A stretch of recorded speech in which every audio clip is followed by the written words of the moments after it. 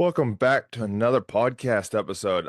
We have Jeff on today, ex LAPD lieutenant. He's going to tell us all about himself, so I'm not going to jump into there. We don't know much about each other. Just before we started, I was telling Jeff a little bit about me, just so you had an idea. But otherwise, yeah, don't know each other. Got connected by uh Jeff's. Is it a PR lady that Haley is, or like what's that That situation there, Jeff? yeah, I Yeah. have a whole PR team and scheduling team and things. I got quite a busy schedule. I got to keep coordinated. I was gonna say you sound like a much busier man than I am. But it's good. I'm glad she reached out. We're gonna talk a little bit about, I I ran a podcast and about Fight the Burnout. I'm now running a podcast called Motivated Masculine Men. Haley reached out to me for Fight the Burnout. So today we're going to kind of do an episode. So depending on where you're listening and watching this, it might feel a little bit different to what you have been listening to because we're recording this for both podcasts, to be perfectly honest. Because I feel like there's going to be a lot of talking of both sides. And after reading a bit about your story last night, Jeff, I was like, oh, I think this is going to lean more towards that burnout PTSD, like really for the law enforcement. But I also do think, I know we're going to talk about it, the masculine side of things and the importance of masculinity within law enforcement. And I'm going to put it out there right away before we even get started. My thoughts on masculinity and law enforcement. I think there's a lot of stuff that's been lost, which is causing a lot of law enforcement to really get down the roads that they have gotten to recently. But I'm sure we'll talk about that and we'll have our different beliefs and we might have some arguments about it. We might agree on it. Who knows? We'll see. But Jeff, why don't you take us away? Tell the audience, tell the listeners a little bit of, and myself, a little bit about yourself, your story, and how you got to where you are now and the book and all of that kind of those fun things, in a brief, and then we'll dig deeper into it as we go along. Okay. Well, I'll start back very young, where I was adopted. My mother was a teenage pregnant girl, and she elected to put me up for adoption. And I lived in a foster home for a short period of time, and then I was adopted. And I was adopted by my parents, who at the time had been married for 12 years. And during that 12 years, they were trying to have children, but weren't successful. And they wanted four children, each a year apart. So they thought, let's do this adoption thing. And then life often has it. My mother got pregnant with my sister at the time they got approved for adoption. So they went ahead and thought, man, maybe another 12 years before we have another child. So let's go ahead and follow through with the adoption. So they adopted me and they adopted my brother, who's half Japanese. And then I had a foster sister that they fostered who was black. So I grew up in the 60s and 70s in Kent, Ohio, the Midwest, with a multiracial family. And my father was a sociology professor, and we lived in a university town. So comparatively speaking to the Midwest, it was rather progressive. Hmm. But it still was the 60s and 70s. And as a child growing up, I saw a lot of things that gave me a different perspective, in which I looked at race and the paradigm in which I viewed my law enforcement career through. But if you would have asked me when I was 18 years old, or if you would have told me that I was going to be a 33-year law enforcement professional, I would have told you you're nuts. And I would have told you you're crazier if you would have told me I was going to do it in Los Angeles. Um, that just would not have been what I would have anticipated, or anybody that knew me would have anticipated. I was an elite hockey player, and I played Division I college ice hockey on scholarship. And actually, what drove me into law enforcement was an evening that I went out with one of my teammates, and we went out and had a few drinks, and went out to a bar. And when the bar closed, everybody was exiting onto a sidewalk that wasn't made to hold the capacity of people that were flooding out onto the sidewalk. So we ended up in the street with a lot of the other students. And there was this car trying to get through everybody with like three very nice looking young ladies. And my buddy thought it would be uh, cute or whatever, flirtatious, I guess would be the word, to prop himself up on the hood. And the girl, probably driving her father's car, didn't appreciate it. So she slammed on the brakes and he went rolling off. And when he went rolling off, he grabbed the antenna, which back then the antennas were on the hood of Yep. cars. I'm kind of I, 80, so, but I know snapped the it. ones. Yeah. Yeah. And there was a police officer up the street that saw this. Uh, So he came down, grabbed my buddy, put him in handcuffs, and threw him in the back seat of the police car. So I'm like, well, we kind of got a buddy system. I got to find out where they're taking him, how long it's going to take to process him, and what's the cost for me to get him out of jail that night.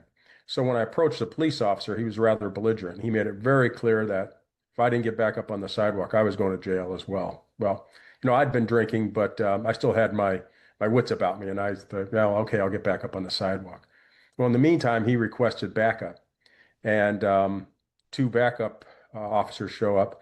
And when they arrive, the initial officer points directly at me, and they come over to me, and they ask me in no uncertain terms for my identification. And when I went to reach for it, they proceeded to beat me pretty well. And next thing I knew it, I was handcuffed in the backseat of a police car en route to the city jail. And I was booked for disorderly conduct, resisting arrest, and interfering in official business. And when I got down there, I asked where my buddy was, and they said, "Well, we released him." And I thought, "Oh, this is just crazy."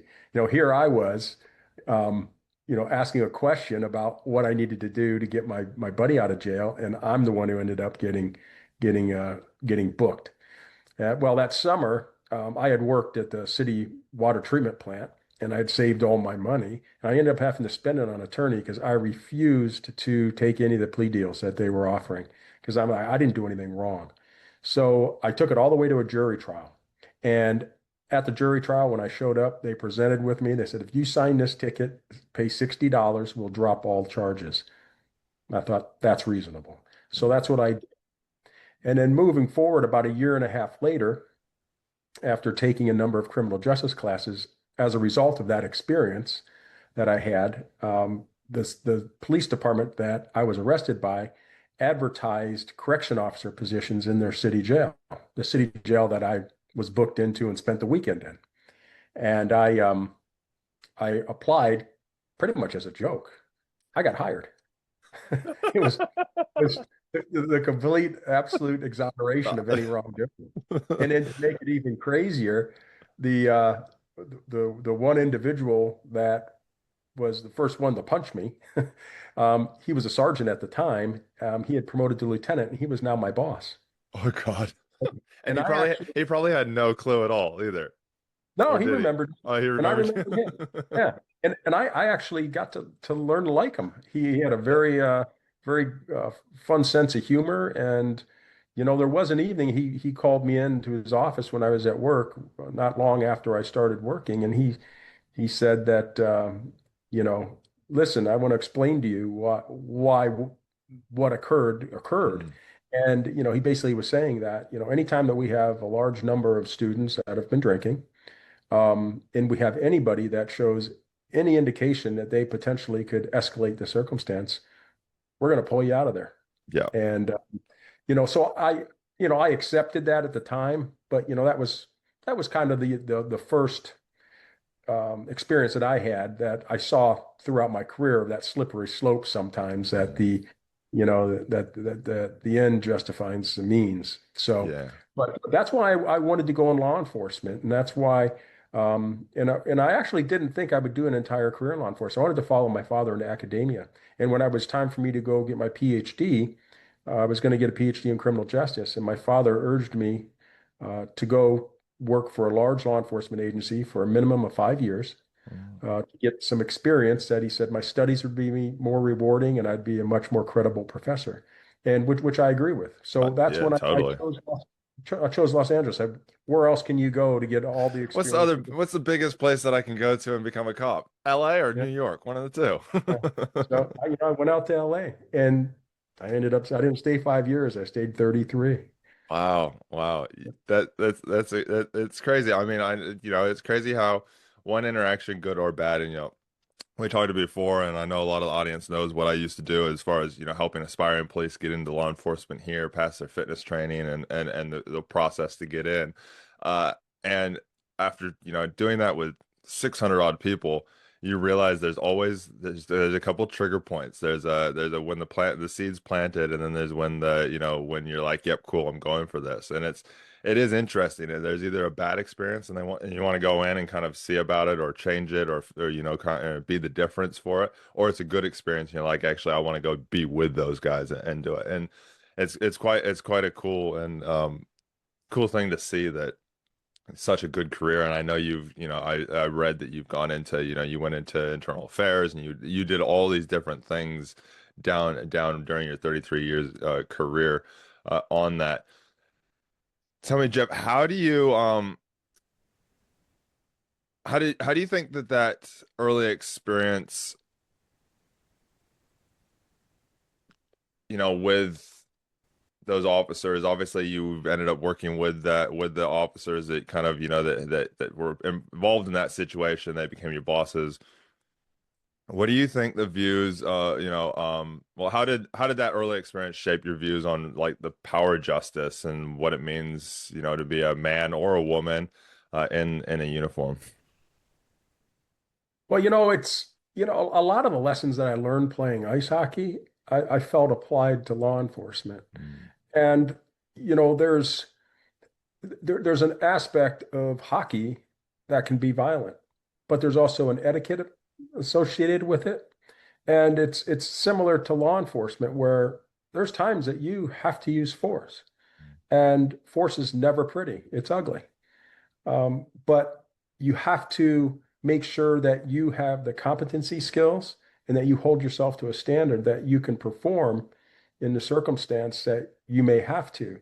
I've always said that we're not paid for what we do on a daily basis as law enforcement officers. We're paid for what, God forbid, we might have to do. And you never know when that might have to do day comes. And, I had a number of them in my career.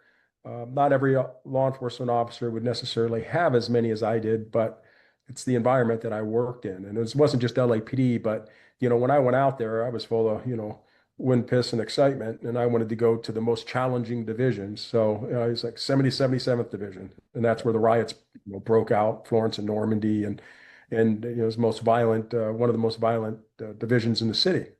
It rivaled with Southeast Division and Rampart Division. Usually had, it was like 7 square miles, and we would have excess of 140 homicides a year, easy. So it was very challenging, and the crime element that I was facing was very challenging. But with that, and what came to me, and when talking about all of this and how you put what your experiences on the job are into perspective in regards to how they impact you in your life and how you view things, it's really important that you maintain some level of exposure to people outside of law enforcement mm, that can give you that additional perspective or different perspective, because it's really easy. Law enforcement tends to be quite insular, and it's really easy to get into that groupthink where you start reinforcing bad attitudes. mhm, And it's really, your beliefs and your attitudes are going to impact your decisions and your behaviors and actions. And really, this can spiral into a very bad circumstance where you're viewing things very negatively. Why? Because we're the ones that are called to handle the bad things that happen in every community. The thing you have to keep in mind is that the vast majority of people in those communities are not represented by these people that are the bad actors.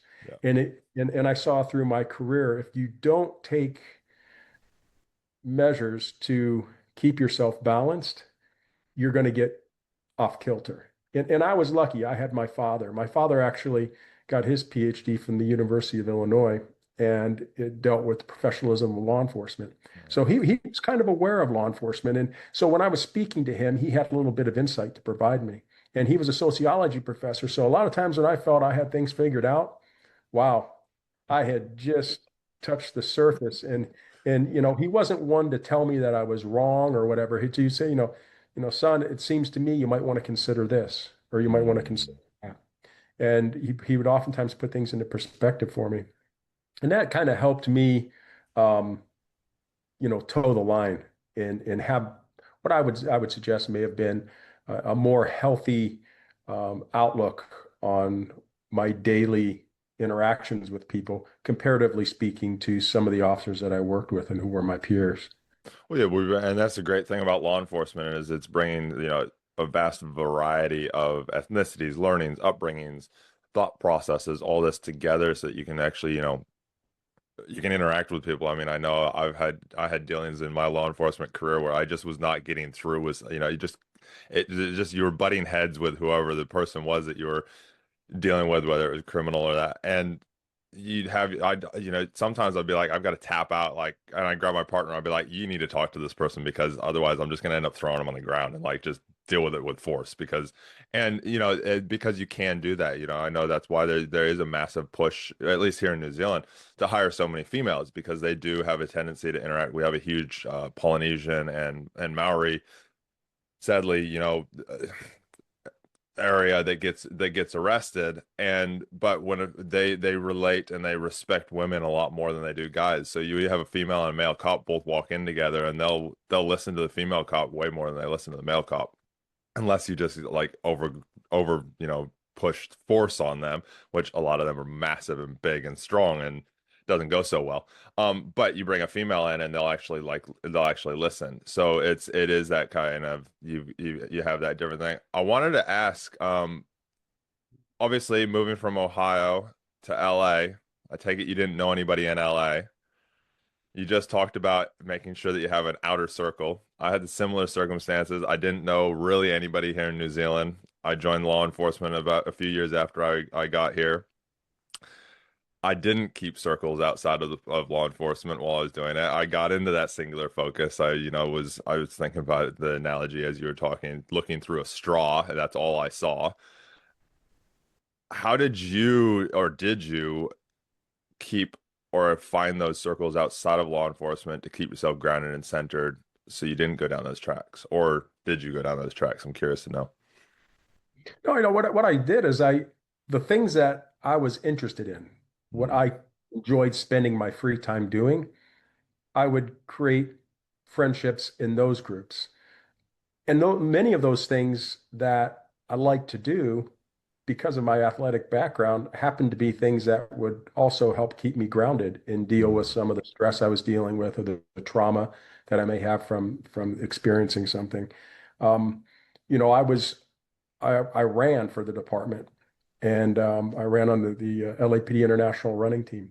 So I was always running, but I did most of my training outside of the department on my own time. So I joined running groups and dealt with people that were outside of law enforcement. And yours probably your experience too. People are intrigued by law enforcement. They're always asking you questions, but I would always turn it because I wanted to hear what they thought. I wanted to hear their perspective. Mm, Uh, because, sometimes they would have things that would change my perspective. yeah, And sometimes it would help me to think about how I could better help the public understand things from the perspective of law enforcement because their opinions were based on a portion of the information because yeah, they hadn't had those personal experiences. But it's so I did things like that. I used to volunteer, like I said, I was a hockey player. I used to volunteer with an organization up in Burbank, and it was through Ronnie Van Gumpel. He was a NHL official in this scorekeeping box for the LA Kings.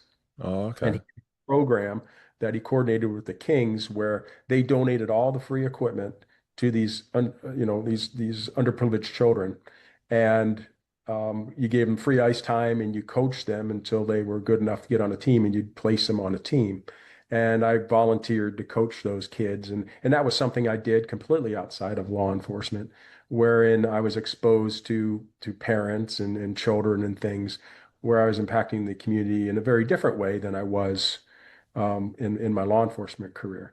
So I just stayed very positively involved in things. I was also a big brother in Big Brothers of Los Angeles, where I had a little brother who was being raised. He and his sister were being raised by a single mother, and he didn't have a male role model.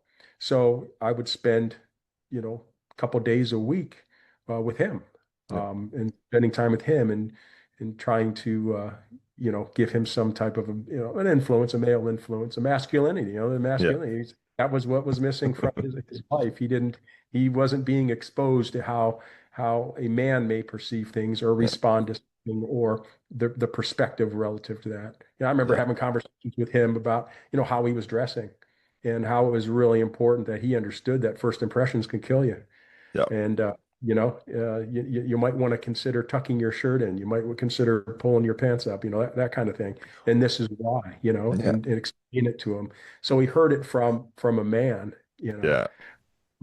which, and it's not that it's wrong to hear it from a woman, but let's be honest.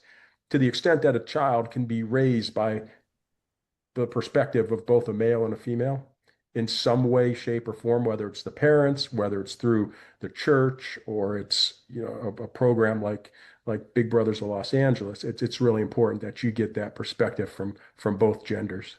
Well, there was a kind of a little bit on slash off topic. I saw, was it last year? There was a massive big push in that, and there's a lot of people talking about the impact and how they were finding through studies and that a lot of especially in lower economical, areas of America, that the correlation between people going down the route of crime and not having a father figure, a present father figure. So I don't mean somebody that has a father in the house but isn't there really or isn't present with the son, but the correlation between having a father that was or a father figure that was present and they could do that be that masculine person for them in a positive way, and crime. There was a huge correlation between the two. Those families that had a father figure that was present, that was there, that was engaged with the son,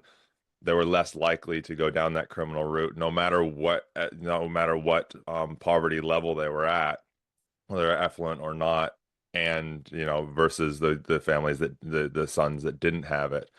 So there's a massive correlation between that with that masculinity side of things and how you're taught. Not that women can't raise, have a single family and that, but the importance of just having that masculine, positive masculine male figure in a life is so important. So that's awesome. I did have a question on because obviously you came into LA. From what it sounds like, you're like, cool, I'm gonna go do 4 or 5 years, and then I'm gonna, exit left and go back and do my studies. Did you have a time before I asked the question that I was coming off the back of that? Did you have a time, or do you feel that there was time where you were like, where you felt burned out from the job, where you're like, I'm done with this, or during the job, you found yourself going down those negative law enforcement traits yourself? I did. Um, the one thing that I was fortunate to have with the LAPD, and it's unique to larger agencies, is opportunities that are diverse. Hmm. So you don't get hired and you're stuck working the streets, answering radio calls, see the man, see the woman for 10 or 15 years before you have an opportunity to do something else. You can put in your street time, and then there's all kinds of other different things you can do. And I'll give you perspective, a little bit of breakdown. I actually started out with the LA County Sheriff's Department. I did 3 years with the LA County Sheriff's Department. I initially was hired by both LAPD and the sheriffs, but I chose to go with the Sheriff's Department.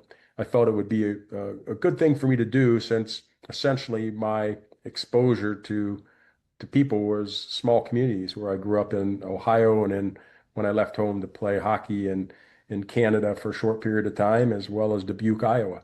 And I went out to Los Angeles. I'm like, oh, good Lord, 6 lanes going in one direction on the freeway. My palms would start sweating. So I thought, working in the jails and learning the criminal element out there would help me before I hit the streets. So I went with the sheriffs, and there was a recession. You were looking at 5, 6 years working in custody. I said, I can't do this. So I lateraled over to LAPD, and then I did 30 years with the LAPD, just over 30 years. But with the LAPD, it was, initially I was burned out and with the sheriff's department, because in those 3 years I had no opportunity to do anything other than work in the jails. We got out every now and then, like during the riots. I was an LA County Sheriff at the 92 during the LA riots, and I was out at Firestone Station, which is just to the east of 77th. They Oh, actually wow. border one. So I was right near the epicenter. I saw a heck of a lot. But it took that kind of an event for me to be out in the streets Yeah. because my permanent assignment was in the jails. So I, I was burned out there, and I needed to get out of there. And there's a lot of talk about how the sheriff's department they developed this culture that's unique to that organization because deputies do so much time in the jails and they become callous and because everybody they're dealing with Yeah. is a criminal. Yeah. And then they carry that mindset out into the streets where everybody you're talking to, the vast majority of them are not criminals. Oh. And you haven't developed your ability to read a situation and know how you need to be interacting with somebody.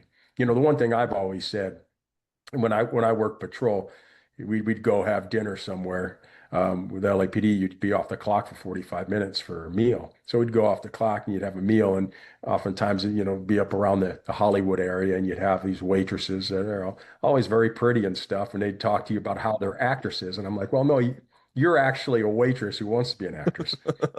I You're an said, the aspiring actors, actress. yeah, the real actors are the guys you're talking to. Every single radio call, we have Yeah. got to read within seconds, and then we have to act Yep. in whatever fashion we deem appropriate to de-escalate the situation, to hopefully get voluntary compliance, to avoid, people getting injured, tearing our uniform pants, and all that sort of stuff. So, Yeah. I mean, you've been there. Yeah, It's yeah. you have It's to a be an full-on actor. acting thing. And I also, I mean, I'm in sales now. It's also a sales thing. I'm like, some of the best salesmen in the world are ex-cops or current Yeah, cops because you are yeah, selling somebody to do what you want them to do. And you're doing it through acting half the time, and most of the time as well. You're sitting there putting on what you know that they need to hear, see, in order to get compliance. And the cops that don't have a lot of use of force cases that they've had to put submit are the ones that do it extremely well. There are some that just avoid it, but most of them are just do it extremely well. You're so right. It's so true. yeah. But so I did get burned out with the sheriffs. And that's one of the reasons I went over to LAPD. How And did then that I show went, up, Jeff? How did that show up for you? Like looking back on it, how did the burnout actually show up for you? How did you recognize it, or how do you recognize it now that you know that you were burned out? I guess I had some signs that I was kind of depressed and I was irritable. Um, I had difficulty sleeping and stuff. Um, just wasn't motivated to do what I normally would do on a daily basis. It wasn't as active working out and stuff. It was just a lot more, I found myself to be more sedentary than I normally would be. I was always quite Mm, active yeah, and I didn't find my work challenging. I just didn't like going to work. yeah, Um, and I needed a change. yeah. And I actually, at that point, I considered going back to Ohio and Mm, starting my PhD studies. However, I hadn't gotten the experience that I wanted to have in those 3 years. I really felt like that was a speed bump of me achieving my goal. I now had to add another 5 years to my time there because those 3 years really seemed wasted. I mean, working in a jail, I don't know if you've ever had to do that, but short LA County stints. Jail is the largest Yeah. county jail system in the country, and I worked at the inmate reception center where every male arrestee in the county of Los Angeles comes through our doors and we process them. And you're getting them fresh off the street, and you have to search them, and they shower, and it's just a It's horrible. disgusting. It really is. The toilets were really flushed. You had floating water in the showers. It was always really hot and humid. It was gross. It was disgusting. Yeah. So And yeah, I put my hand out to yourself. Thank you for, doing that for so long, and also all the guys that are in there currently right now. I do know some of it, interviewed some, and it's a special breed that enjoys the county jails. Um, yeah, and so I put my heart out to them because it is one of those things that those that enjoy it in there, man, we need to praise them a hell of a lot more than we do already on that. I wanted to jump. I know you were kind of going on a bit of a story on there, but I just wanted to jump into, do you think that uh the reason that you didn't, I know you said you burned out, but like, you didn't burn it all to the ground and get to that level of burnout. Do you think that's possibly, is that because one, your upbringing and having your father around, with his education and expertise in what he did, but then also the fact that Do you think it's possibly at all because you didn't hold so much cred to the job, like so much, what's the word I'm looking for? So much want or necessity to the job of, hey, I have to be doing this, or the power that came with it, that it was just a job to learn and grow for your PhD? Or was there any, or am I kind of seeing something that's completely not there?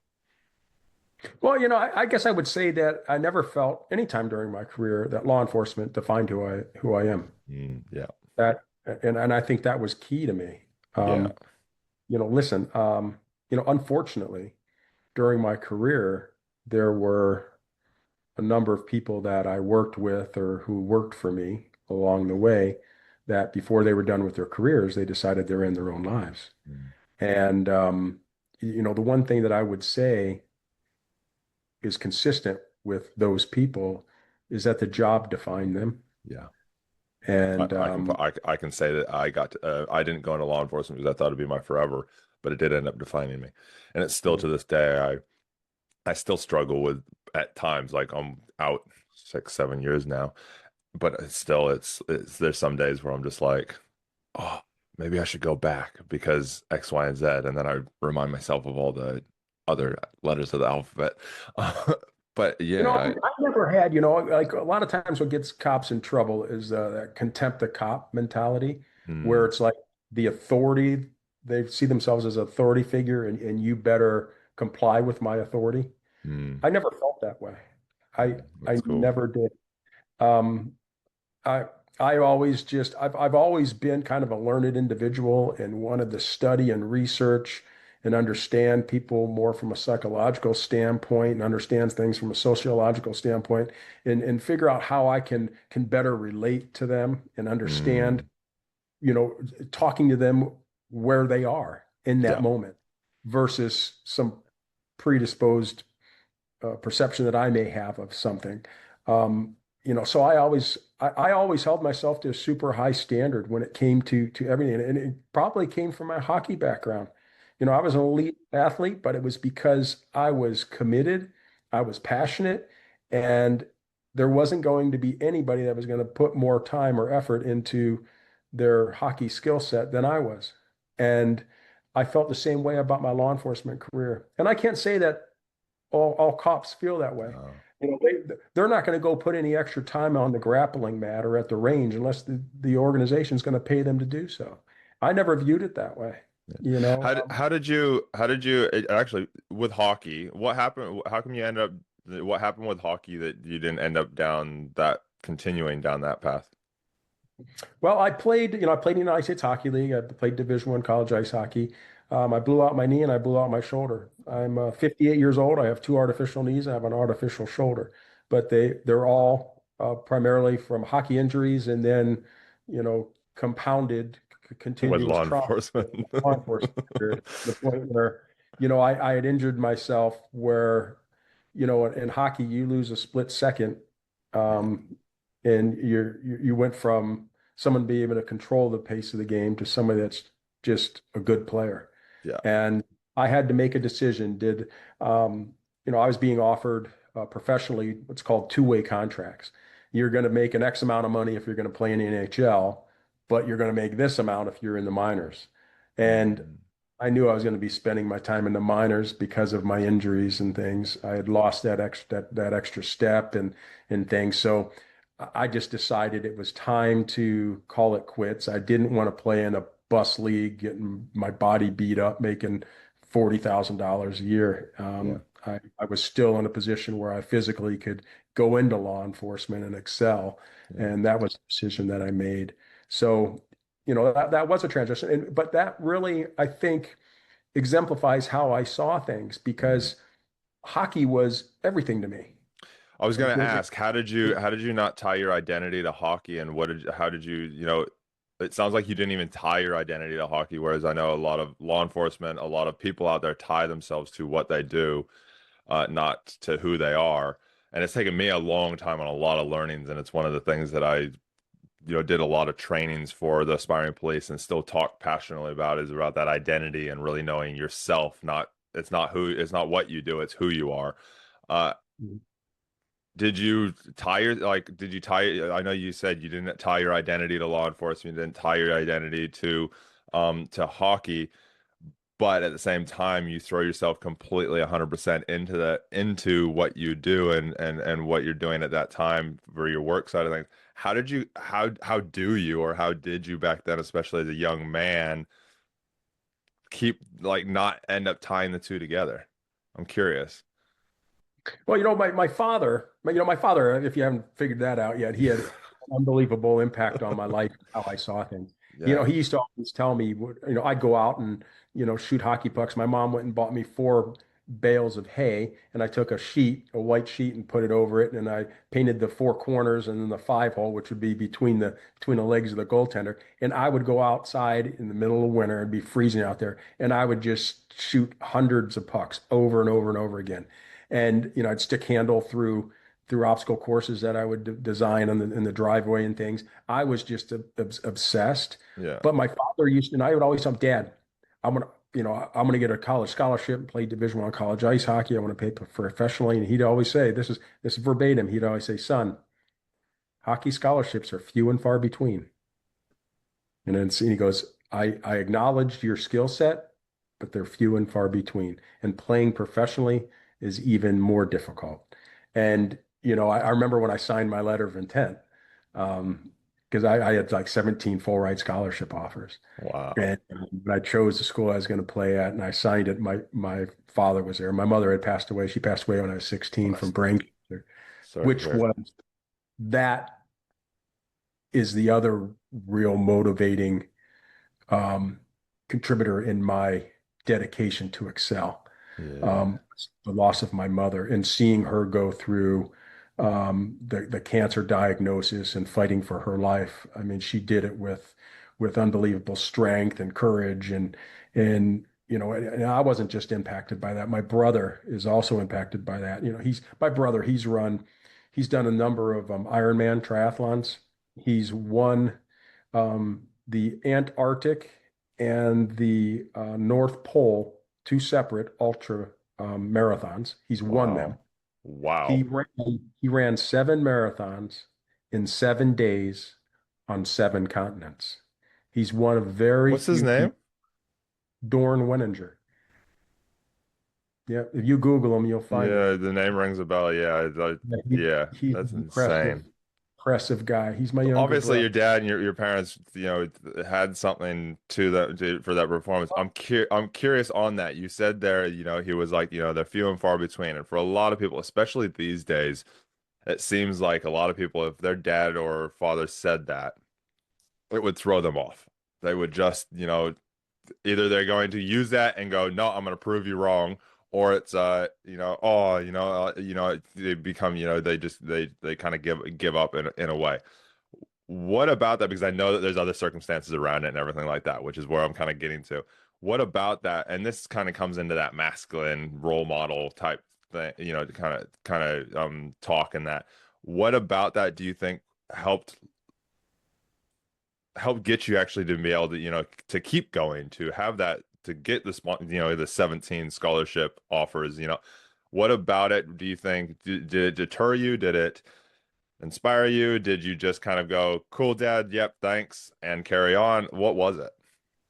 Well, that was just one facet. And that was the facet of my father ensuring that I maintained a realistic expectation of what to expect down the road. However, he gave me all of the opportunity and the tools and resources to excel at whatever it was I wanted to excel in. Yeah.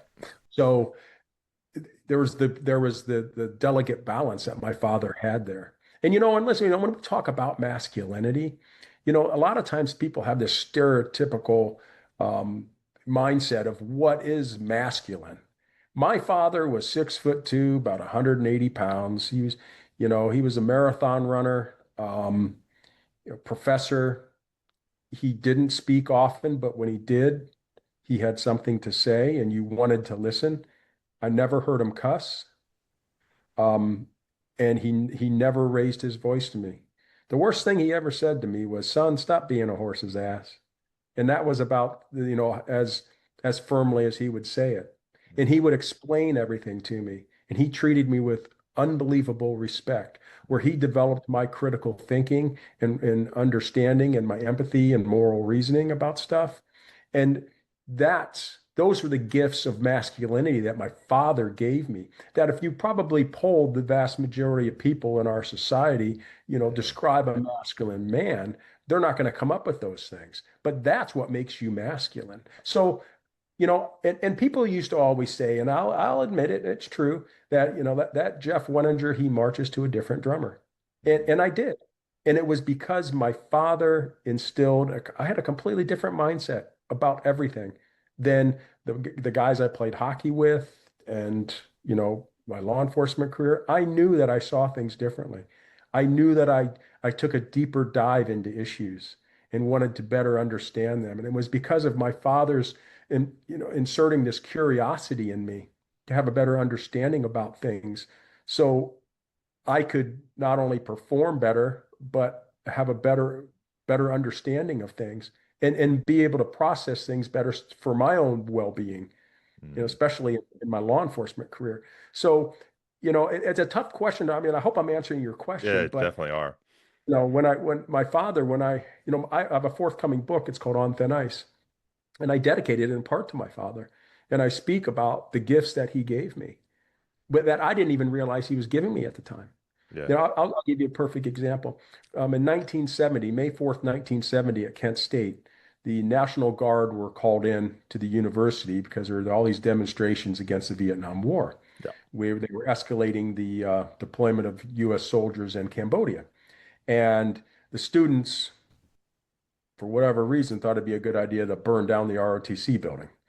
And so that prompted the deployment of the National Guardsmen. And I remember this. I mean, they were staying at the elementary school in our neighborhood in the gymnasium, and there were military vehicles around and the guys all in their military uniforms. And there was a curfew, and we'd have to go pick up my father with my mom um, from his office on campus, which was a stone throw away from the Commons. And why that's important is that's where the demonstrations would often occur. And there was a shooting on May 4th where the National Guardsmen fired and killed 4 students at Kent State. And my father, he was actually there and witnessed the whole thing. And growing up in Kent, it didn't just end there. I mean, it to this day is still a hot topic and it impacts those people that live in Kent. And I was raised during that time when it was very, very critical, and there was a lot of conflicting opinions about what was going on and what caused the shooting and who should be held culpable for it. My father never told me what my opinion should be. He just shared with me the things that I needed to consider. And in Mm. whatever my opinion was, he would ask me, articulate your rationale that supports your opinion. Yeah. And it was about critical thinking. The guy he was absolutely the wisest man I've ever known. I don't just say that He because he was sounds my he sounds he sounds very wise. Like, yeah, yeah. I'd love to meet him and talk to him because you it sounds like you just learned something from him just by being in his presence. Oh, he was really funny. If like I'd call him and ask him something, and he wouldn't answer. He would just the conversation would carry on, and we'd hang up. And then like 2 days later, I'd get a phone call, and we'd be talking, and then he'd start answering that question. And I had asked a couple of days earlier. I had been whoa, whoa, whoa, and I'm like, Dad, okay, wait a minute. I have to get back in the right frame of Hang on, mind to hang on. What were we receive talking your about answer. again? Yeah, and it's like I just had to think about it. I mean, he gave such great thought into everything before Mm. he provided a response to stuff. But that was a quirk of his, and it's actually a funny thing that happened routinely with him. But um, Wh- my parents, it's between my dad and my mom. They were both very civic minded. Mm. Obviously, adopting Yeah, me and my brother who was especially that Japanese. time during that Then I had a time. foster sister who was black, and people. I didn't real pick up on stuff, but looking Mm. back, there was a lot of I'd call micro racism type stuff with the Mm. veneer of a smile. But my mom knew what time it was and what was going on. My mom would oftentimes go out and pick up our meals, rather than go out to dinner, she would go and pick it up and bring it home. Yeah. Just because, to be My honest, my my mom talks about she's from Buffalo, New York, and she actually has a photo of a newspaper clipping because their school was one of the first, I'm gonna probably get this wrong, but was one of the first or the first, I think it was the first school to in New York to implement in and bring African Americans and blacks into the school. So it was mixed, one of the first mixed race schools, elementary, I think it was elementary school. And my mom, it's kind of similar to, like you didn't really see it. My mom didn't see color still, and, ingrained it into us as kids. I mean, I was born in the late 80s, but still, and it was, she's like, I didn't see it. So she's got this photo of her, like literally the route she walked up and just like started chatting with this little black girl and just like acted as if she was just another little girl and just started having fun and started playing and doing stuff. And it's that same thing. It's like you didn't, but she's like, looking back, she's like, man, there was so much different stuff around that. But it's that cool thing of bringing that traits through. And then I'm sure, I don't know if you have children or, through your career and all of that to see it differently. And then obviously through the riots and the Rodney King riots and all of that, being able to see that. I wanted to ask a question now that we're kind of talking a little bit about masculinity. What do you see as the importance of, and I'm gonna say my kind of views, and again, these are just my views, and I'm always trying to get my views challenged and stuff as well.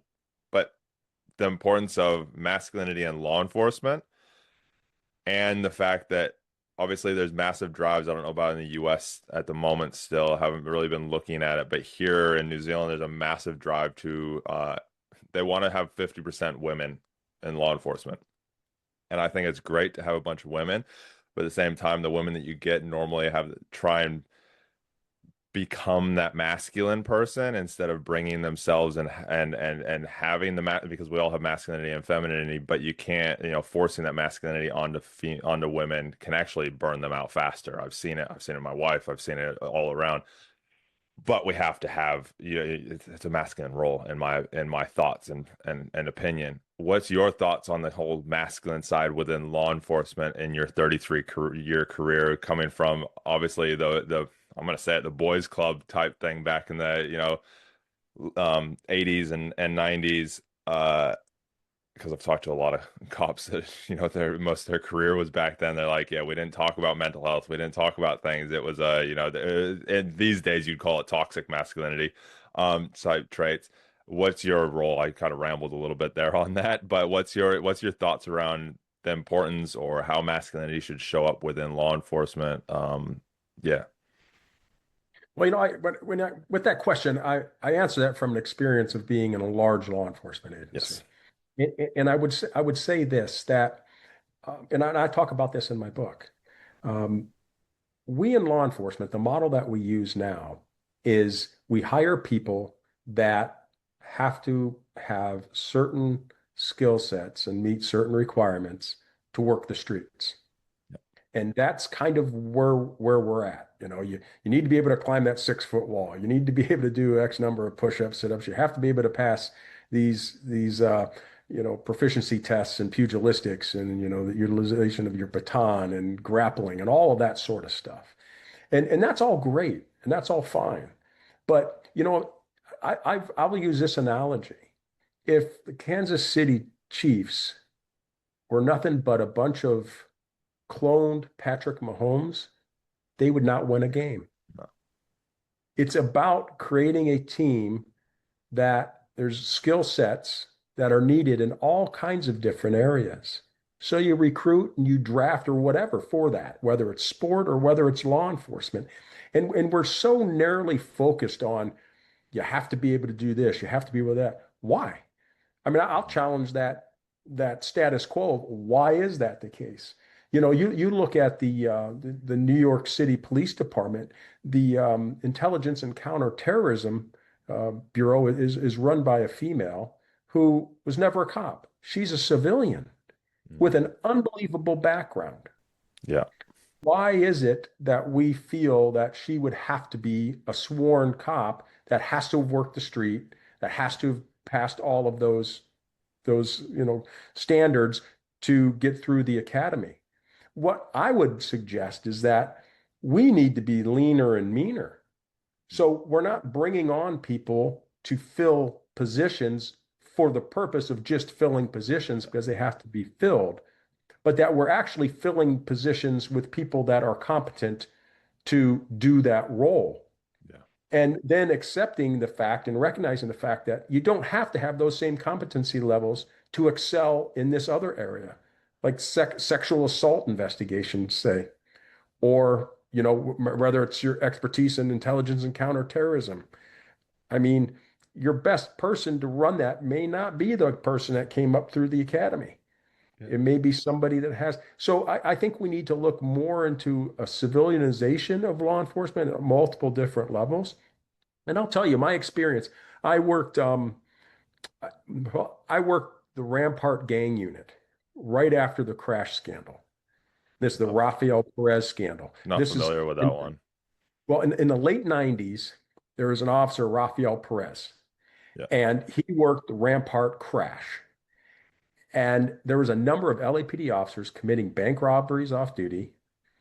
Rafael Perez was stealing pounds of cocaine out of evidence lockup and selling it on the street for personal financial gain.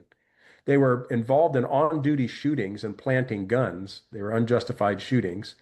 And there were over 106 cases that were overturned and people were released from prison because they were bogus charges and they officers had lied. So it was the most egregious corruption in law enforcement that you could imagine was with the LAPD. And as a result of that, we had to go under a DOJ, Department of Justice, federal consent decree.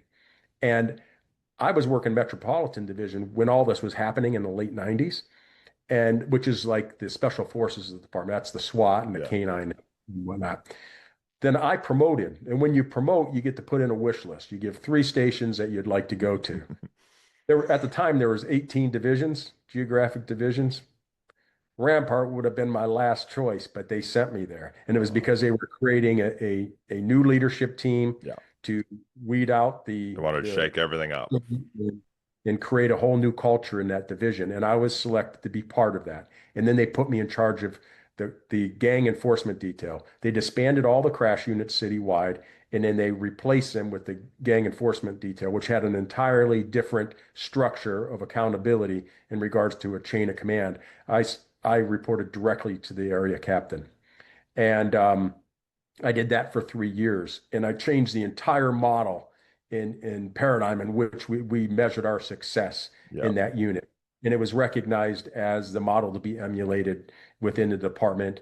We got the meritorious unit citation for our reduction in gang crime and our new and innovative ways of addressing it. Um, and William Bratton was our chief at the time, and he recognized my success there. And then I ended up going and working for him. And I used to brief him and write all of his rationales on every officer involved shooting and lethal force case in the Oh, city of wow. Los Angeles. And we have those, we have, about one every 3 days there. So I'm You were busy, busy. but I had a seat at the table. And I'm sorry about the long story, but No. the listeners need to understand. Oh, I didn't know any of that, so I'm glad that you went into it in detail. It's good. I now had a seat at the table, and he was masterful. This guy was light years ahead of him, of everybody else in his leadership role in law enforcement. He surrounded himself by some civilians. He Mm. brought in Jerry Chaliff, who was an attorney, and put him in charge of the consent decree bureau. He brought in Mary Grady, who had decades of experience in the Los Angeles area in news, television, radio, and television and radio news. And he put her in charge of media relations. He brought in a civilian psychologist to oversee LAPD's training of their academy and in-person training of the department after graduation from the academy. So he saw the value in these people that had these niche expertise levels Mm. that could make him make a better informed decision when he sought their advice. And that's something that I think this was a couple of decades ago, and Yeah. unfortunately, law enforcement is so insular. It doesn't look at the lessons learned in the best models for police best practices relative to how to develop and design an organization that is going to be able to best address these critical incidents that modern policing is being confronted with. It's very different than it was when I first got off the job, and we need to evolve. Or not, that's why my book, it's called On Thin Ice. If Yeah. we don't make the changes, it's going to be imposed on us. Yeah. And in my book, it talks about, I think it's important that the reader of my book understand my personal background, and then I share some of my professional experiences and my practical insights relative to the actionable solutions I think are necessary to implement moving forward to be successful in the 21st century. And that's what my book is all about, because I do believe that law enforcement is on thin ice.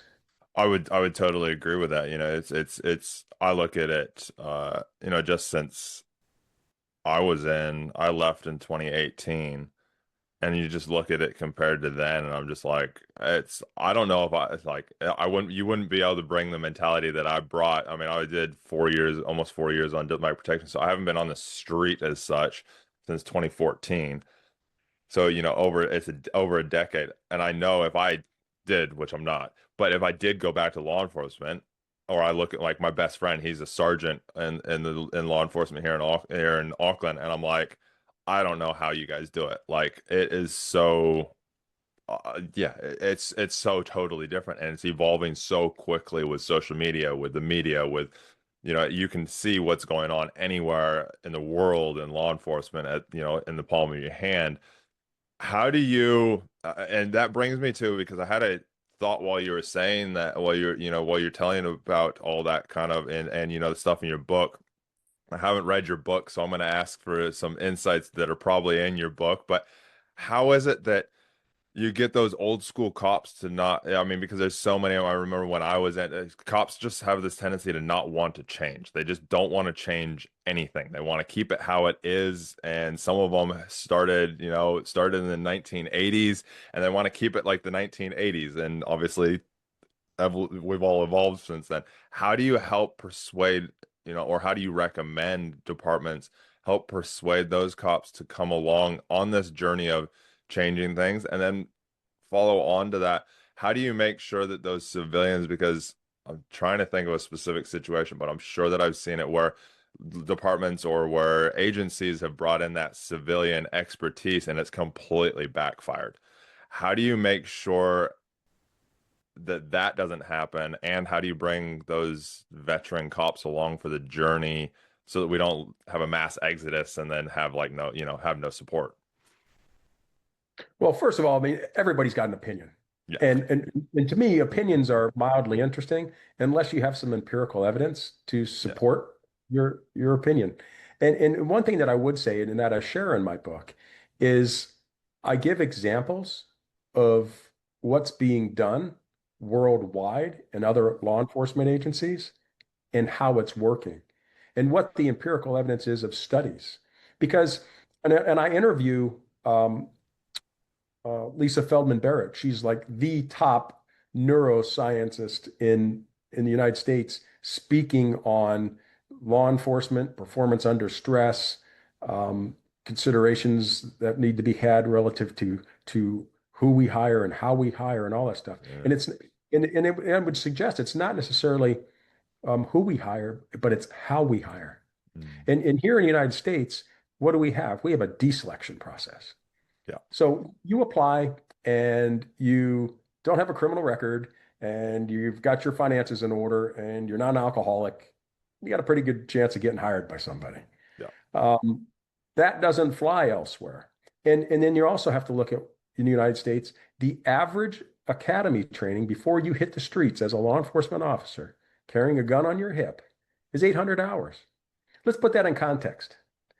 You have cosmetology where you can't apply for your license until you have 1,500 hours of training. Mm. It's ridiculous.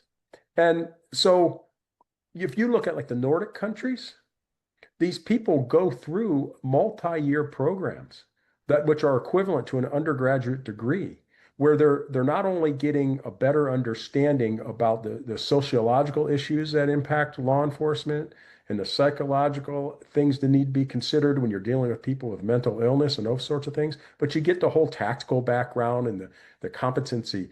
People, they always say, oh, we don't need more education, we need more training. Well, let's not conflate the two. Totally. They're two separate things. Yeah. Training is competency. Are you competent? Do you have enough training to be competent to do what you need to do, whether it's utilizing your firearm, your marksmanship in a gun battle, or is it, your pugilistics or what have you? And the other thing is, do you have are you really, apt to be successful? And that's about understanding. Do you have the understanding of the factors that influence things that so you can make the best decisions? And they're two separate things, and oftentimes people conflate them. But the studies show that the more highly educated you are, the less likely you are to have excessive force and complaints. And there was a study very recently that I think it was a study like three middle-sized agencies here in the United States, where they looked at people who had high school educations versus people who had 4-year degrees. And then they compared them because you have to make sure you're comparing apples to apples. Mm. And so they looked at how many detentions did they have? How many searches did they conduct of people in the field? And then they looked at the use of force. And then they looked at the complaints. And when they did that, the detentions were the same, the searches were the same, but the force and the complaints was significantly lower to people that were more highly educated. And so many people want to they want to strong arm that. And it's not, and I'm not sitting there telling you have to have a master's degree or that if you have a master's degree, you're going to be a better police officer. There's too many aspects that need to be aligned for you to be a good police officer. But we can't throw the baby out with the bathwater and say that, ignore the fact that an education makes you more apt to be a better critical thinker, to be a better problem solver, to be able to perform better under stress because you have a better understanding and making better decisions. And Well, and here, you're more likely to challenge the status quo and ask questions and evolve and be willing to accept the change. mm, Say, here I know back when I joined, it was all about life experience. And I think that it kind of correlates in with what you're saying is that life experience of, and it didn't matter age. I mean, I grew up sailing around the world. I had interactions with, multi different cultures and different things. So I had a good life experience there, but yet I had, I grew up on a boat. So I didn't have the bullying aspects and I didn't have, other aspects of life experience. But I do believe that why I managed to, like you said, low uses of force, things like that. I'm not highly educated. My parents are, but having that life experience of dealing with different people and understanding people's different cultures and understanding people's different views, I think really did help. So I totally, you saying that just kind of, I was like, oh yeah, there's that importance of life experience. Whereas nowadays, and this is where I wanted to ask around, and it kind of leads into that kind of burnout because we're seeing, I know here and even in the US when I was doing studies a few years ago on stuff, you're seeing it used to be that 7 to 10 year itch. You'd have law enforcement would retire, leave, burn out, whatever kind of different thing. Now you're seeing like 2 years. People are leaving within 2 years, 2 to 4 years, really 5 years. They're leaving. So that attrition rate is exponentially dropping. People refer to, say that, oh, it's the pay, but really it's, that you lose that drive, I think.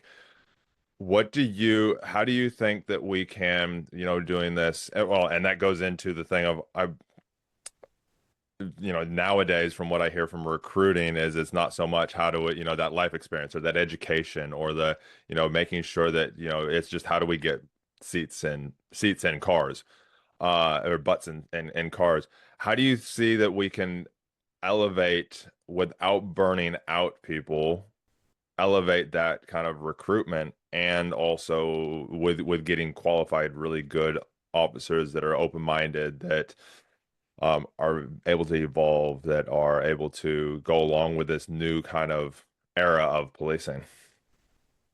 Well, these pre-employment personality assessment tests that you take, they're garbage. I mean, it's $1 billion industry, but it really tells people nothing. And that's where we go back to it's not necessarily really who you hire, but it's how you hire. How you hire is going to determine who you're actually hiring. And by doing it kind of like the Nordic countries do, where you go through a 2 or 3 year program, and during that entire time, you're being evaluated and you're being watched. They're seeing how well do you respond to your training? How well do you evolve? How are you interacting with the people that you're going through training with? And then after it's all said and done, that's when they hire. Mm. So you may go through that entire training, go, you just didn't demonstrate what Are you we would with is those is Nordic ones, because I'm not familiar with them, are they paying you during that time, or is it like, university, for example, where you pay your way, and then it could be like university, in college, you pay for this whole degree, and then you might not actually even get a career in it. Which they're, way, they're how are they doing it? they're all different. I mean, different countries do it different ways. But the reality is, it's like if it's basically your tryout. Do you have the characteristics that I don't think anybody would argue are necessary for a police officer to be successful? Do you have empathy? Do you have critical thinking skills? Do you have moral reasoning? Are you self-aware of what's going on around you and how you're being perceived? What are your problem-solving skills? Are you open to change? Are you open to diverse thought and opinion? Or are you one that gravitates to groupthink and Mm. the status quo? And if you're the latter, you're probably not a good fit for this career. And the reality is that law enforcement officers, because I would argue this, I would say yes, things are bad now in the United Mm. States. Law enforcement officers have they have to deal with this community that doesn't care for them. Yeah. And they take that almost too personally. Because I would suggest that I was working in LA after the Rodney King beating, after those officers were found not guilty. Trust me, that community hated me. Look at me. Yeah. I was who they hated. Yeah. I can't tell you how many times people would say, "Oh, there's the white, blue-eyed KKK hood wearing blah blah blah," when they didn't know anything about me. No. And I even actually had a girlfriend about 2.5 years. She's my girlfriend. When I left the sheriff's department, went over to LAPD. She was a black deputy sheriff who had grown up in law, and she helped give me a lot of insight into what it was like to grow up in Los Angeles and in these neighborhoods that I was policing, and how the police treated them and how they perceived the police and stuff. So I experienced that in my career very early on, in the early 90s, primarily during the Rodney King stuff. And the reality was is that people hated the police, Yeah. and you can't take it personally. What you have to do is you have to make it a personal journey to make a difference, to prove to them that that's not okay, that's not true. And one thing that I used to do was after I worked 77th Division. Well, I'll tell you, I worked out. I had a partner of mine, and he was built like an NFL linebacker, and he's a black gentleman, and he grew up in the projects in Los Angeles, and he was unbelievable in his skill set, in his demeanor and how he carried himself and how he interacted with people. I learned so much from him. But our 45-minute lunch break, we didn't eat. We took our uniform shirt off, our vest off, our gun belts off, put our 2-inch revolvers in our back pocket, and we went into a gym on Crenshaw Boulevard in 77th Division where all the gang members were working out. And we lifted weights with them. Mm. And we interacted with them in that. That's something that they could respect. I Yeah. mean, he was benching 225 like, 40 times. He beast, Yeah. would have crushed the NFL Columbine. Yeah. And, they could respect that. So we had a basic car area, which is a geographic area within the division. And, that was rolling 60s hood. And they knew who we were. And Yeah. they respected us because we were speaking their language through the actions of working out with them. Yeah. And I took that a step further when after you do 18-month probation period, it's city charter mandate that you do 18 months. And then after that, you get put on what's called the wheel transfer. You're automatically transferred to a new division after you're done with your probation. And I got sent to Central Bureau Traffic. Last place I wanted to go was traffic. Go invest. So many people hate traffic. Hey, I was kind of the same way, and then I ended up on traffic. I was like, I actually absolutely love this. Yeah, that's what happened to me. I actually, the last place I wanted to go was there. I wanted to go somewhere and, work a gang unit and just, Have all the action and have lots of fun. yeah. And I remember after the transfer came out, I was working with an officer, and he was senior to me. He had some time on the job, and I was voicing my displeasure with where I was going. And he listened to me. He actually reminded me very much of my father.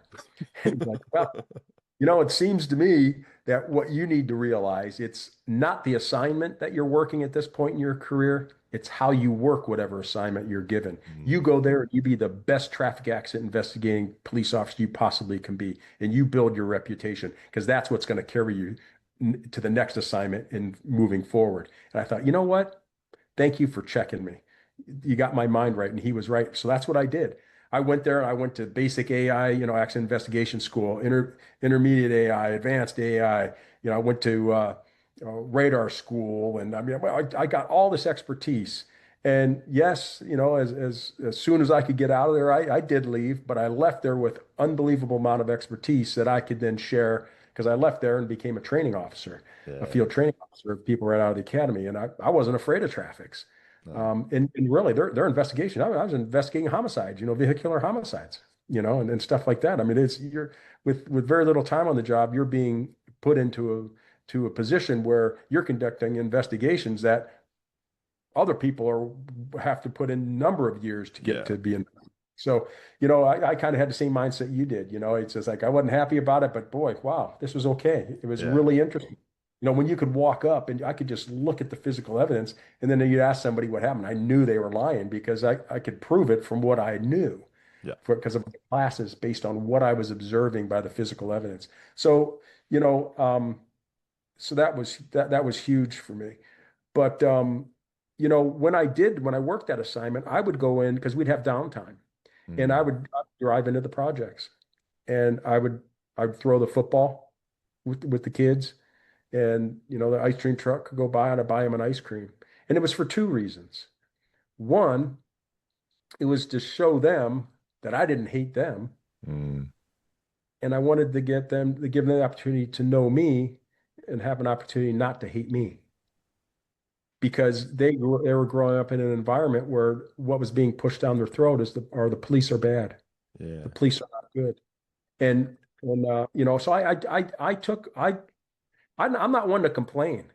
I don't complain. If I'm going to complain, guess what? I'm going to come at you with a solution too. Yeah. And, That's and that's one different. thing I So. found in my career. You oftentimes people just want to complain. Stop Mm. complaining. Fix it. Do something about it. You know, Qu- that's just my Question for you, mentality. Jeff, because I know I got into it. I've seen it in so many officers, spoken with so many different officers about it. But obviously, you're working in one of the, I'm gonna say the worst areas of LA. You like you said, you're going and you're training in the gym with, gang members and that. So many officers, including myself in the end, got get to states or quite quickly, or maybe it takes a few years, get to a state where there's so much fear and so much what's the word I'm looking for? So much like, they're looking over their shoulder consistently. They always think that, somebody's going to come and get them. Or, even these days you're getting lots of ambushes, cops getting ambushed and, just, people walking up to patrol cars and just literally shooting cops that are sitting in a car, eating lunch or, just sitting there. How did you, or what's your recommendations to current officers out there to not end up in that spiral of everybody's out to get me, everybody's going to kill me, and stay in that mindset of, okay, how do I go into how do I go and do a, drive through the projects and actually relate and do a bit of that community type policing type side of things without having the mentality of all these guys want to kill me and they're going to if I walk into that area on my own or with my partner. Well, paranoia, I don't really call it paranoia. I call it just a higher state of awareness. Yeah. Yes, you have to be aware of things. And when I say aware, you have to be able to identify potential threats and, Mm, and not be walking around with your head in the sand. So that's first and foremost. But you can't be so hyper vigilant about in the red zone all the time when you're dealing with everybody. So what you need to focus on is your competency levels to handle yourself. And what I see now more than ever, I got to tell you, I see cops all the time going to the taser. Mm, I mean, that to me, that's a sign of weakness mm, because the taser works what? At best 30% of the time. It's not something, and they're so afraid to go hands-on. And mm, it's because they don't keep themselves in a physical condition. They don't keep themselves in a competency level where they're confident mm, that if I have to lay hands on this, I'm going to be able to end this in mm. a short order. And trust me, you know, bad actors out there, when you get out of that black and white or whatever color your police car is, they're sizing you up. They're making a decision. Yeah, Am I going to comply? Am I going to fight? Or am I going to flee? yeah. And you, based on what you look like, will dictate that decision.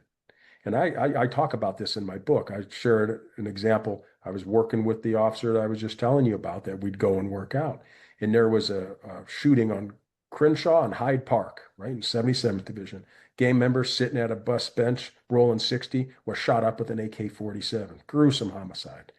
And we were at that, and within a few days later, we were a couple blocks from there, and we saw this gang member loitering around in this strip mall parking lot. And he was like looking inside of cars, either to burglarize them or steal them or what have you.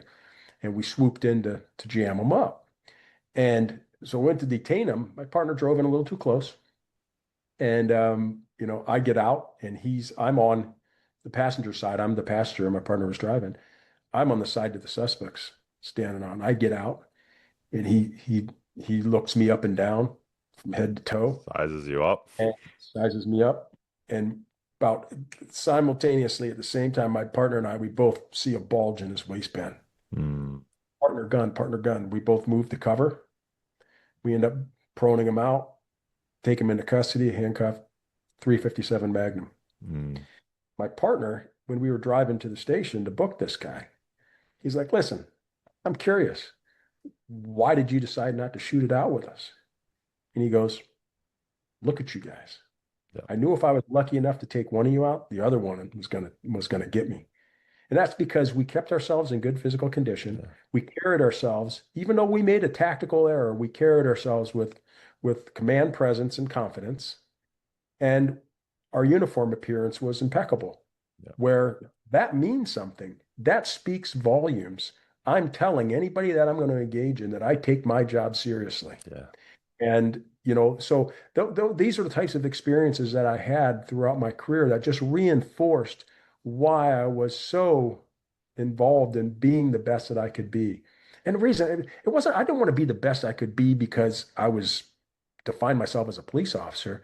That's just who I am. I'm the when I Anything you do, you want to do the best of your ability. yeah, Yeah.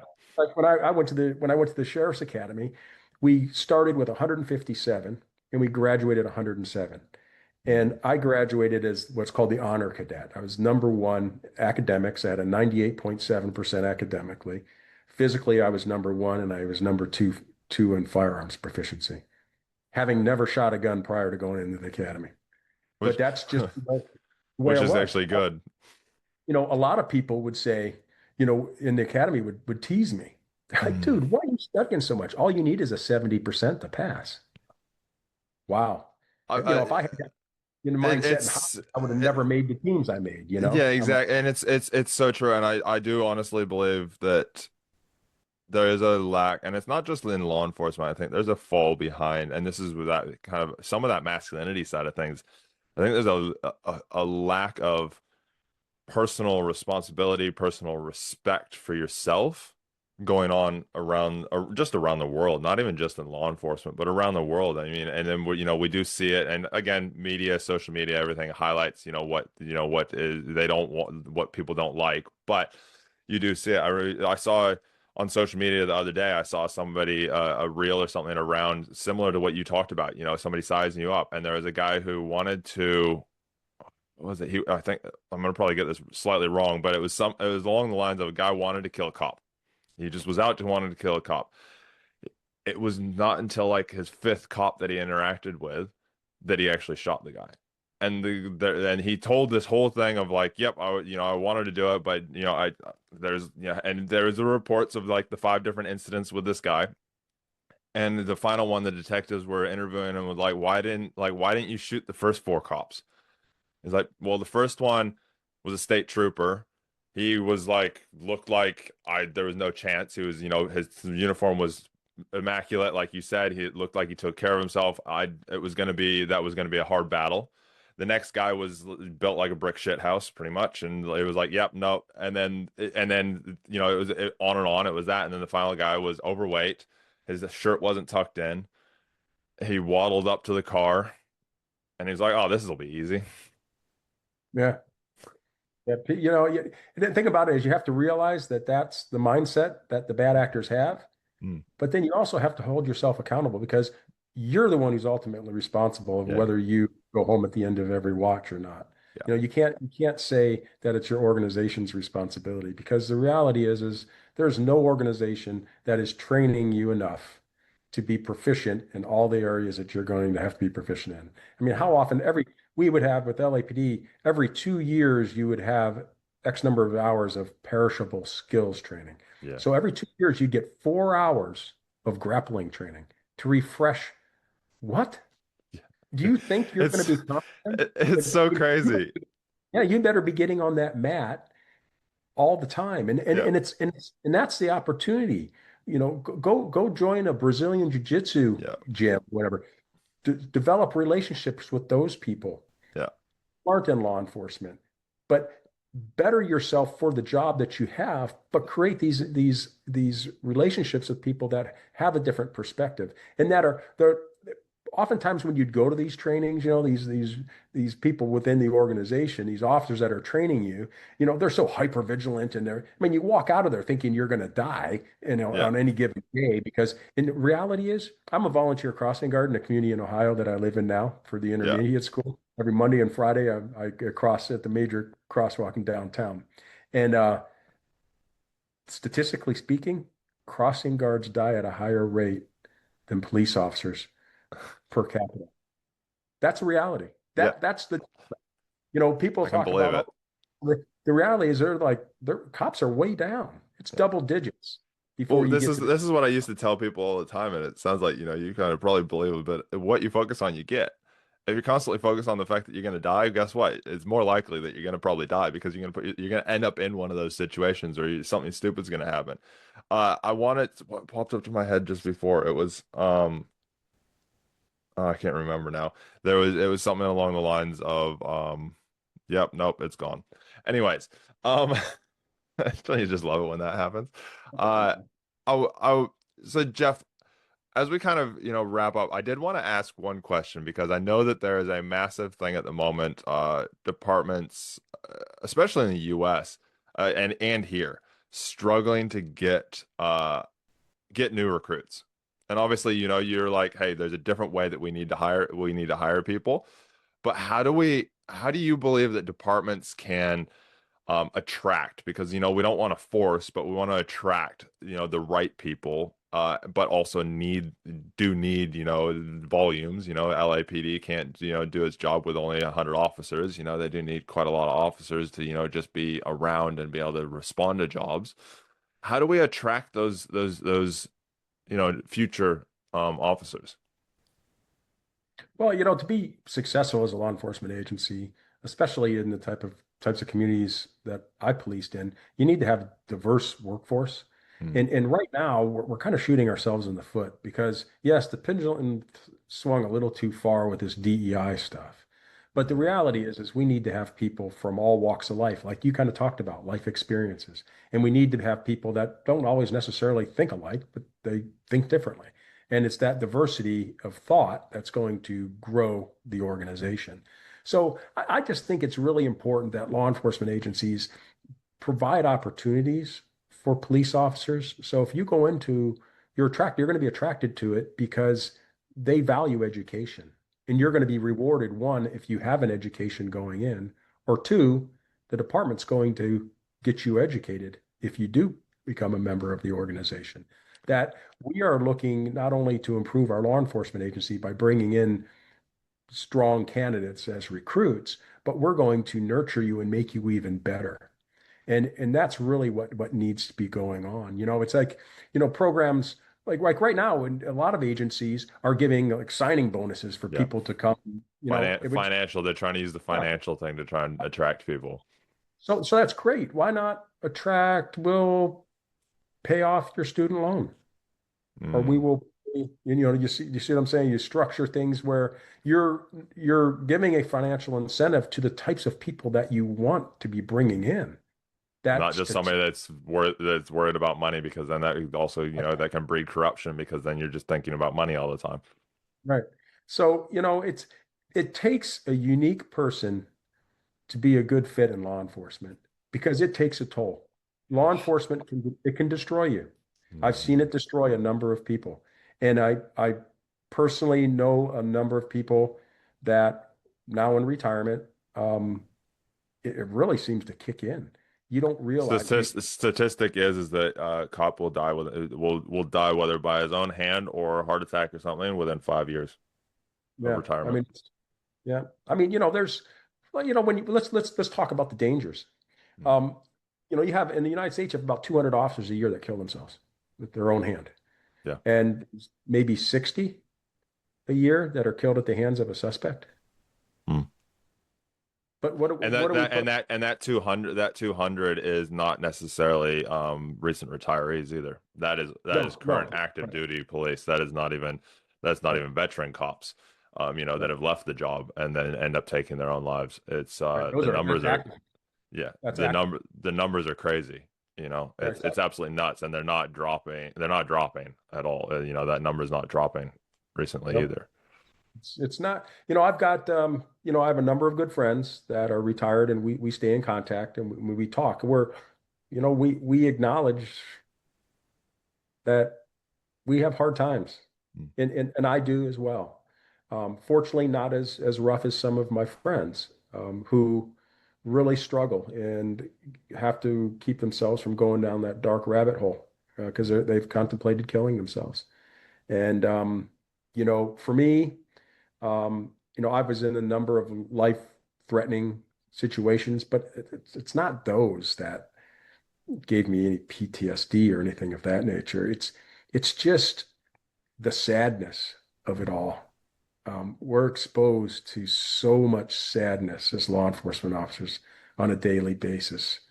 And whether it's, a sudden infant death situation and you're dealing with the parents that are losing their minds because their brand new baby is dead, or it's homicide scene, or it's sexual assault victims, or you take somebody's life because there's a suicide by cops situation, and you question the decisions that you made because you realize that this person used you to kill them. And I mean, these are the things that cops deal with on a daily basis. And it's really easy when you're surrounded and insulated by your peers on a Mm. daily basis to to kind of keep it together. Although, there's definitely signs of it. I mean, like I said, there's a number of people that I worked around or worked for me or I worked with that killed themselves, probably a half dozen. And but it wasn't until retirement that I think that armor that you have, that's a facade, really. It's a fake veneer, kind of comes down, and you realize how vulnerable you are.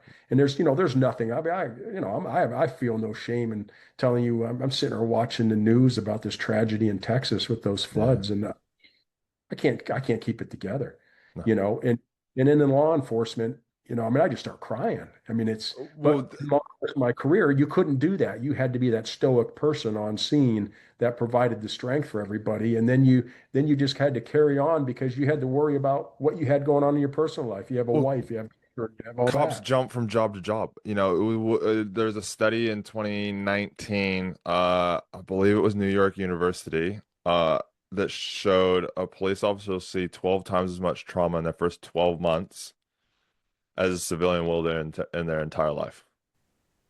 Yeah. 12 times as much just in the first 12 months. as a Yeah. lifetime. So 12 lifetimes in the first 12 months. Yeah. I mean, And you're not made. and then the mind is not made for the shit that we see as law enforcement.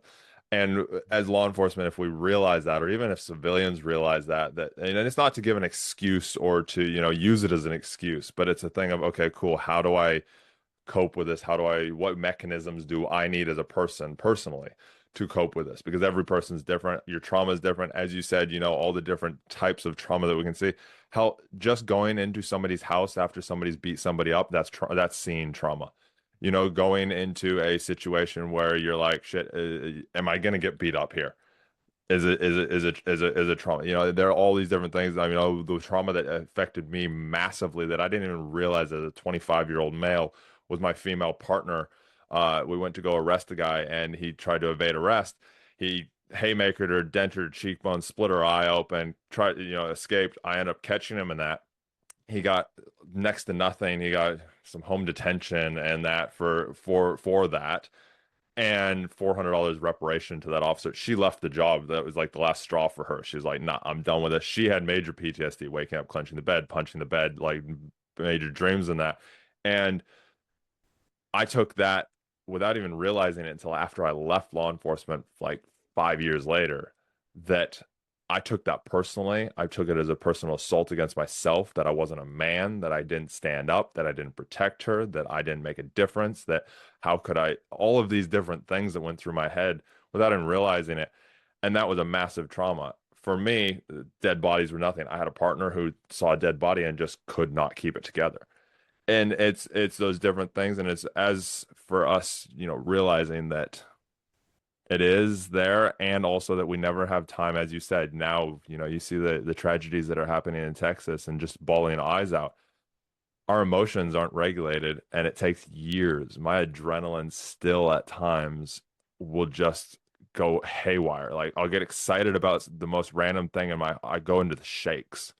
Like it's like I'm absolutely freezing. It can be middle of summer, and it's like I'm absolutely freezing because my adrenaline just peaks, and it doesn't know how to regulate itself sometimes, because as law enforcement we are forced to squash emotions, to squash everything down, and then never get the training or never actually go, oh, how did that actually make me feel? For me, what kind of like one of the incidents that really stuck with me was early on in my career when I was still working 77th in patrol. My partner and I, we were a secondary unit in a vehicle pursuit, and we were pursuing a vehicle that was a stolen vehicle. And we were going southbound on Figueroa and approaching MLK, Martin Luther King Boulevard. And there was a van driving eastbound on Martin Luther King Boulevard. And it had the green light, and it went, and the suspect ran the red light, smashed into that van. And that van was full of it was a Hispanic family, a mother and father and their children. And the kids were ejected, and there were three dead in the curb, laying on the curb. And and the pursuit's over, and the suspect gets out of the car and takes off running. And the primary unit ran and tackled him and took him into custody. But so it was really traumatic to me because one, I'm looking at these children dead in on the curb, but then I'm trying to put this into perspective that we're chasing somebody for a property crime. He didn't steal this car at gunpoint. It wasn't a robbery. So I mean, it's a property crime. And I'm sitting there thinking, well, what are we doing? You know? Um, and you're looking at the mother and she's losing it. And, I'm just like, oh my goodness. And the mindset is it's the suspect's fault. Mm. Yeah, the suspect's the one who decided to flee, but that doesn't keep us from being responsible and making decisions, because one of the most dangerous things you'll ever get involved in as a police officer is a vehicle pursuit, not just for yourself, but more importantly to the citizens that you're there to serve and protect. And serving and protecting those citizens means making sound, good decisions in whether you continue to remain engaged in a pursuit. When in LA, we've got all kinds of resources. I got the helicopter overhead. Just track this guy. I mean, the reality is on the average is we have about 550, 560 vehicle pursuits a year that end in a traffic collision, that end with a death. Yeah. And about half of them, the person dying is not the suspect who's fleeing. Yeah. Yeah, it is And true. only 1 in 5 vehicle pursuits that end in a death are of a pursuit of a violent felony. Yeah. But in law enforcement, so you have your emotions about what you see, and then your thoughts about how can we do this better, And then you have the thing of where you blame yourself as well. right? But where for me, what gets me is when you speak about it, your peers, everybody think you're nuts. It's Yeah. not our fault. Why? Because they love the adrenaline rush. Yeah. So many, how many cops are killed in vehicles every year, really as a result of their over driving Yeah. because they love the adrenaline rush.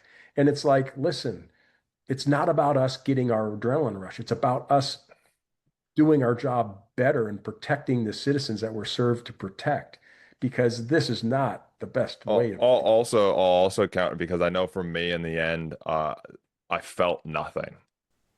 And part of that wasn't because I seeked out or that I'm an adrenaline junkie side of things. And I know that's not what you're saying, everybody is, but I also sometimes it's that because in law enforcement, whether people know it or not, you're running on adrenaline 24/7.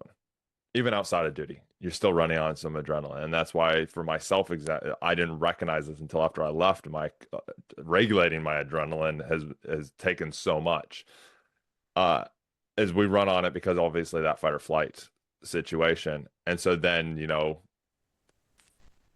subconsciously as well, I believe that and I know that there's studies and stuff out there on it, but we need that adrenaline just to feel something, especially in that burned out when you start to get those burned out stages. So it's an interesting one as well about like how do law enforcement how as law enforcement or even civilians, how do you make sure that you don't fall down that slippery slope of needing adrenaline, needing that kick, searching for it just so you feel something so that when you go home you're not just a zombie and clonk out. How do you, and there is ways, there's making sure that you're regularly exercising, making sure.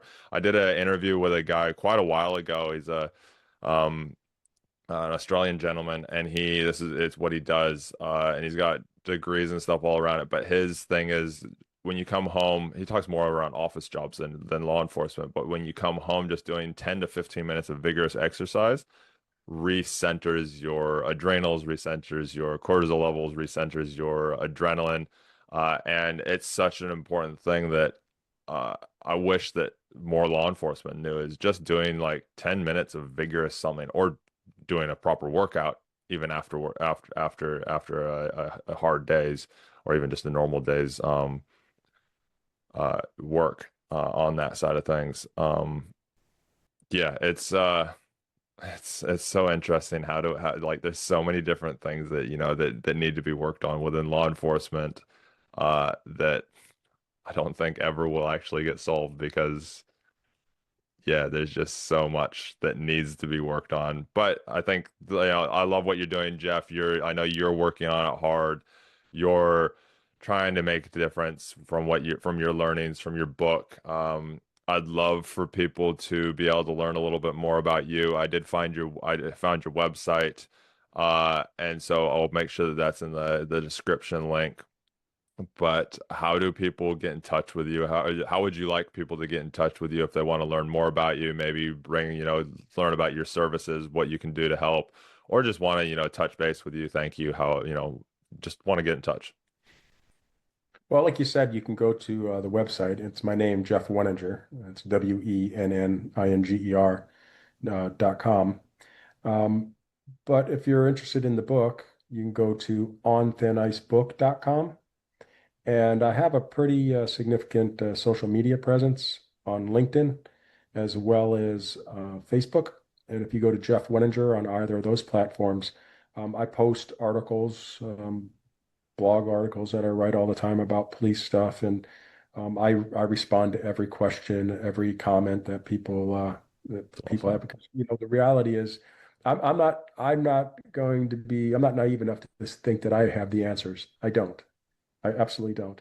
All I can do is share my experiences over the 33 years that I served, the communities in which I served, and in the diverse type of assignments that I had, which gave me some unique perspective. Um, but it's about generating the dialogue and having Mhm. the discussions that will create the circumstance, hopefully, where we can implement some meaningful change, at least go in the right direction. I agree with you. Law enforcement is getting change in law enforcement is like trying to turn a cargo ship on a dime. It's very difficult, if not impossible. Yeah. So, but that doesn't mean we don't do it. That No. doesn't mean we don't make the effort because I I do have anxiety and I have some stress about what I say and what I have to say, but I'm being authentic. I'm being honest about my experiences and what my thoughts are. And I know it's not favorable to much of the population that serves in law enforcement positions. Mm. And I get attacked quite often. And that I'll be honest, that creates stress for me. But it's not going to deter me from doing what I believe is right because I do bleed blue. I'm Mm. critical of law enforcement because if you're not critical in a productive way, then you're never going to take the steps necessary to improve. Yeah. You have to be open to criticism and finding a way in which you're committed to improving. And if you just want to sit there and pat ourselves on the back all the time and make excuses, and people always, you always hear the term, this phrase in law enforcement, it's just like, well, if they just would have complied.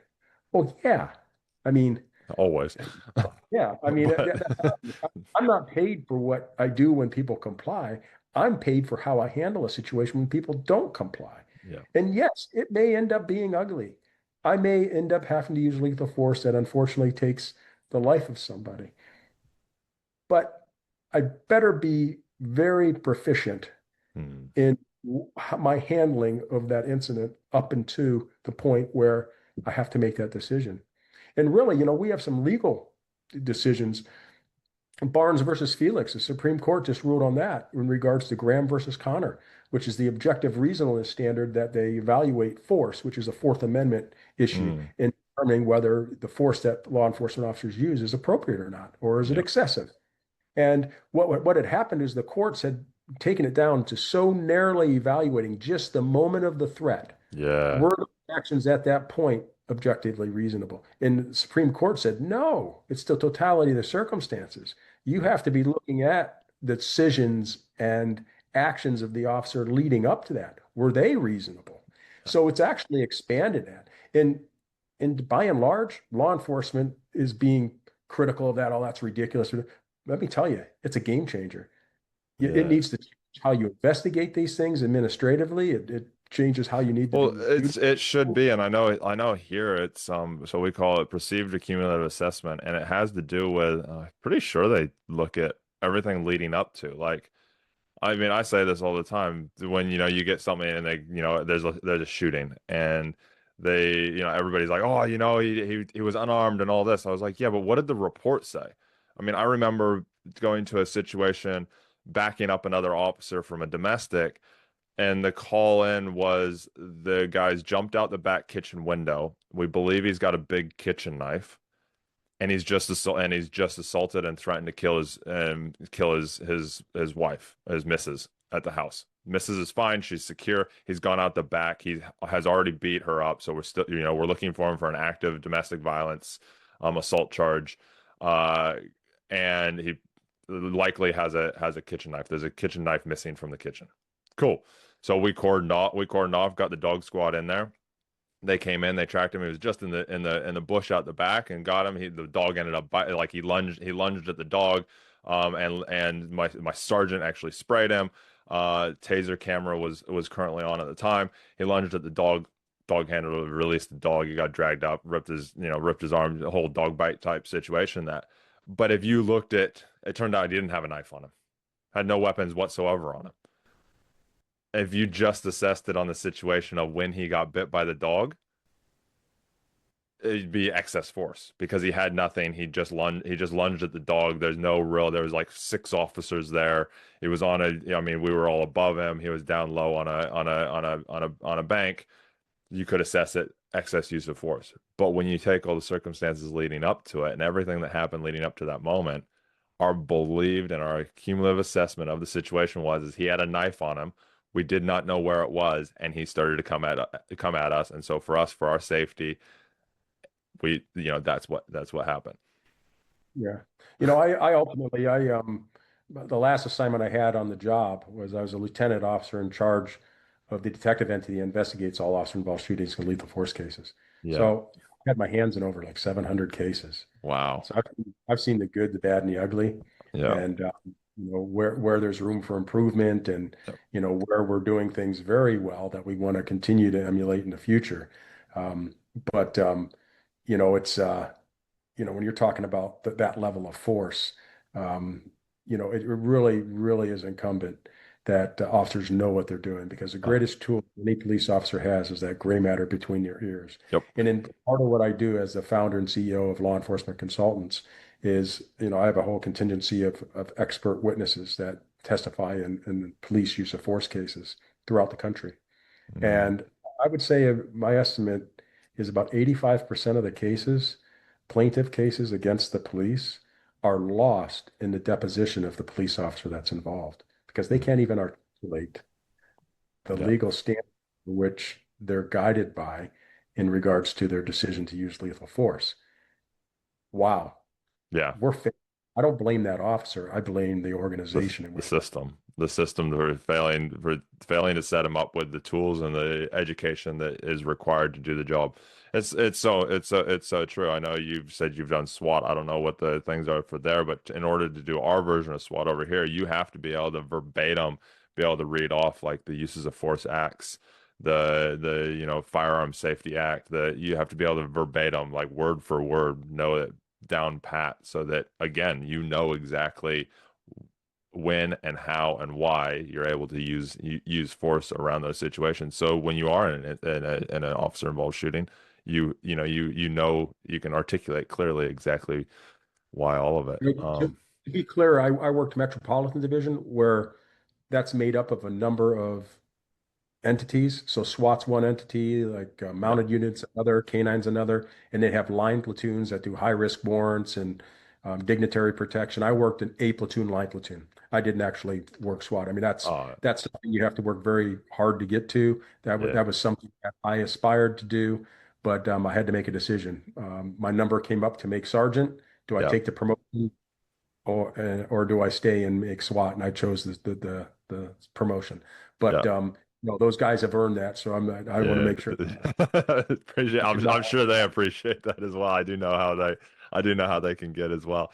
Um, well, Jeff, I wanted to say, I know we could talk for forever. Like, this conversation is going great. I'd love to, continue, but we both have things to do. Maybe in the future we do another follow on recording if you're down for it. I do like to finish off before I kind of actually, I'll open it up. Do you have anything further that you want to say before I ask the final kind of question that I always like to ask guests? No, I don't. Perfect. It's Well, thanks, Jeff. Thanks for everything that you're doing to start with. The last question I always like to ask is if you could hand every man police officer on the planet a single insight that would unlock the potential to lead, love, and live with purpose, what would you tell him? I can read that again if you need me to. No, I mean, I would say this, that um, I believe that in order to live life with purpose and love with purpose, that you have to accept the fact that you're vulnerable, Mm, and don't stifle your emotions. Recognize them, acknowledge them, and use them as a strength rather than something that you'll suppress, which will ultimately destroy you. So it's really about being self-aware, and I think knowing yourself emotionally will make you more empathetic, more compassionate, and which will come through in your job, which I think you will then find others will read in you will make your job much more easier than if you try to take everything on with brute force, so to speak. I love that. Thanks, Jeff. Thanks so much for being here. Thanks for your time. Thanks for, as I said, thanks for doing what you're doing. And everybody, make sure you check out the show notes for accessing Jeff's book, as well as to reach out to him more. I'm not sure if we are connected on LinkedIn, but I'm gonna go make sure that we are now, because I love what you're doing and I want to support in any way that I can. Till next time, everybody. This is I'm very grateful that you're here. You're listening still. I know we've gone for quite a while, but there's been a lot of really good insights, and I know that there's even more out there. I will ask that you just like, subscribe, but more importantly, just share this episode with somebody that you feel could relate to it, because that's how we help people grow, learn more, and then most importantly, take action. There's so much information out there these days. You can find information everywhere on the web, chat GPT, AI, all these, but it's the taking action that's the most important part of it. So just take one thing and take action on it today. Till next time, thank you very much, and we will see you again, and stay safe out there.